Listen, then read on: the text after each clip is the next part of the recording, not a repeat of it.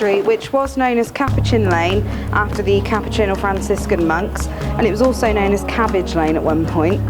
And number 20 is quite significant because Edward Elgar spent a lot of his time here and wrote a lot of his music here. He also spent a lot of time with his beloved pet and the dog, who sadly one day drowned in the River Wye.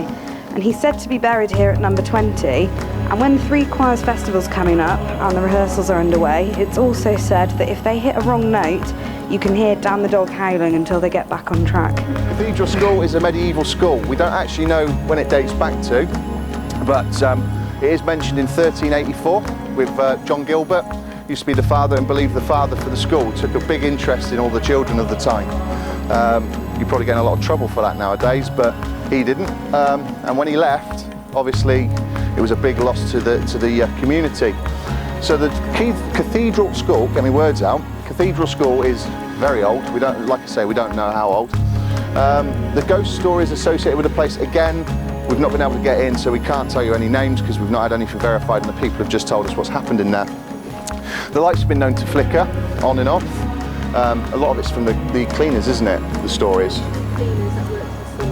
Worked. Past tense, don't work there anymore, too scared. Yeah, the lights have been known to flicker on and off. The piano is probably the most spooky thing they've had happen in there. The piano started playing by itself.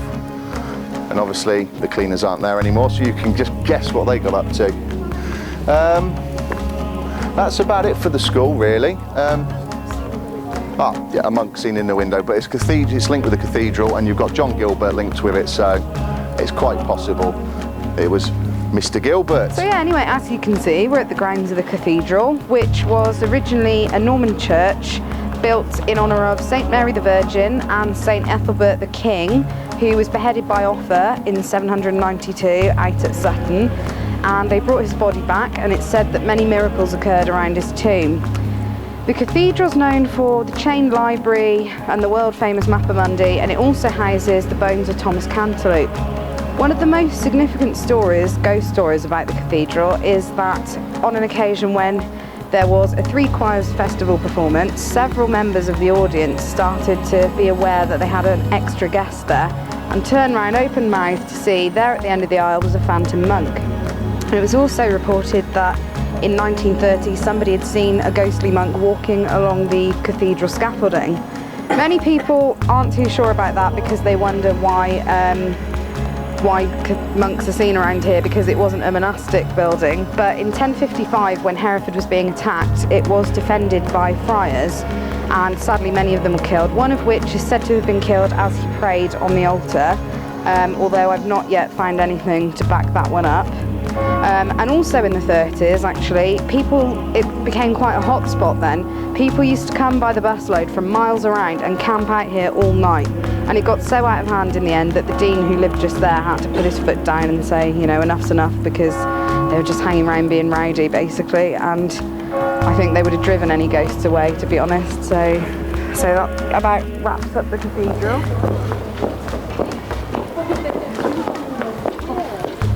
It was the other side of this wall and was demolished, thank you very much, plaque, in 1858.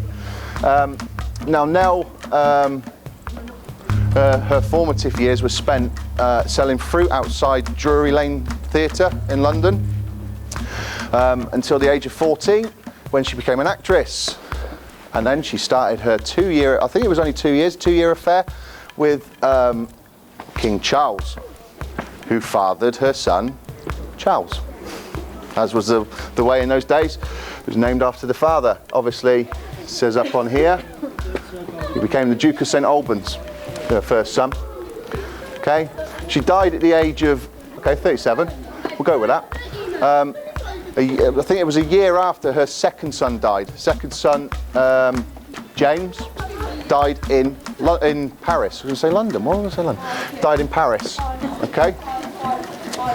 Now, the ghost stories associated with here, back in 45, a couple were walking through here when they heard what they thought was horses' hooves. They turned round, ghostly mist coming along, very strange. As it moved further up the road, it turned into a gentleman on horseback. So I believe it's King Charles come back to look for his lost love. Which claims, and has been claimed, to be Hereford's most haunted pub. Apparently it's got 14, is it 14 spirits in here? So they say.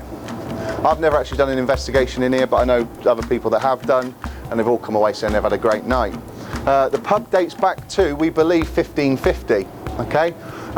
During the early years, it was believed to be used as a monastery, for one, which could be some of the monks that have been seen. It's been used as an orphanage, apparently, and also used as a brothel. Don't know, strange mixture, isn't it, really? An orphanage, a brothel, and a monastery, but okay, that's what I've been told, that's what it's all been associated with. The first floor of this building, which is what a lot of people do not know, the wood that's been used for the first floor has all been taken off ships. There's not many people know that, and I think it's ships that never sailed, is that right? So ones that never actually made it to the water, just got ripped apart and used for the flooring upstairs in a pub. But when you walk across it, you just feel so imbalanced. Like I say, I've not been up there, so I don't know. But is it on the first floor with the paintings? Yeah. They've unearthed in the 1930s. They unearthed, or during some renovation work, they found some paintings on the wall of the 10 Commandments being broken. Okay, so someone from Oxford University came down, dated them back to 1550. That's how we know the building was here in 1550. Okay. The hauntings to the place, we've got a gentleman that's been seen, he's actually been seen in there by some of the regulars, and I think some investigations, it's been investigated by a few groups, and I believe they've seen him as well, and a lady that looks out the window. I think it's that window that you're stood by, actually, isn't it? That one just there. Little girl, is it? Ah, okay, she's been nicknamed Alice. It's amazing how a lot of the places have nicknamed their ghosts. You're giving them names. Yeah, it just feels a bit easier, doesn't it? If you've got something going on in the house, oh, Alice, can you stop that, please? Yeah, people tend to accept that. Trying to think now, the first time this was used as a pub was back in 1778. Okay, so for the first 220 years, 230 years, that's when it was your brothel, your monastery, and an orphanage. There's a tunnel as well. Yeah, Like, tunnel. Yeah. So again, like we said, around it, past times with their tunnel, they've got a tunnel here as well. So, but if it was a monastery, obviously the monks wouldn't want to walk through all the great unwashed. They would have gone underground.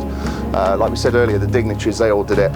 Some dignitaries actually would have a chapel built into the house so that they didn't have to go out and pray with the peasants. Then they'd get the priest or whatever to come through their tunnel back to their house and give them mass in their own home and then disappear away again.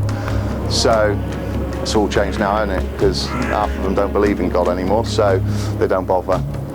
Okay, so that's the end of our walk. Hope you've all enjoyed it. If anyone's got any questions, feel free to ask. We'll try and answer them for you. If not, Verity's got the jar for donations.